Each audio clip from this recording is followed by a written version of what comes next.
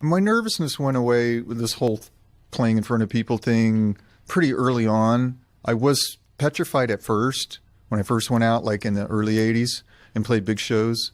I mean, my first big gig I had when I was a kid was at the Southgate like community center, and it was a battle of the bands, and my parents and all my friends were there. There was probably 500 people there, and they opened up the curtains, and I completely froze.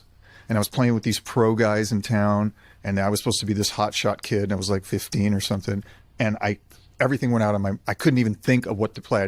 And they just played without me, and they closed the curtain, and they fired me, and my friends and family were all kind of ashamed of me. You know what I mean? It was just really that moment. So how did you get over the fear of playing on stage? Just a lot of gigs over time? Well, a lot of gigs over time, but well, at first when I would go out with Dokken, we'd play, I think some of our first big shows were arena shows. And that was pretty frightening. It's like, the guys bring you up and they put you up the stairs and it's dark and there's all the lighters and it's like, okay, there's 18,000 people out there. So it's just like the Rockstar movie with Mark Wahlberg, right? The big song Staircase? But yeah, I can imagine. So it was your heart's in your mouth, and it's just like you're so scared that you can barely play.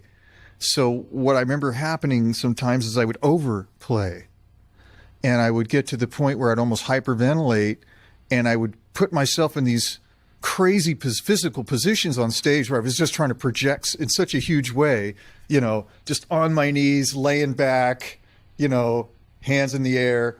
And I would get stuck in positions sometimes on stage with Spinal Tap where they'd have to, I couldn't get off the ground, It was just like, help, I need some help over here, help over here. Wow. Things like that, silly stuff. And then Jeff and I would start listening every night to the board tapes and listening, which is very critical listening, because you're just hearing coming right out of the mics. You're not even here in the room. So if you make a mistake, it's very glaring.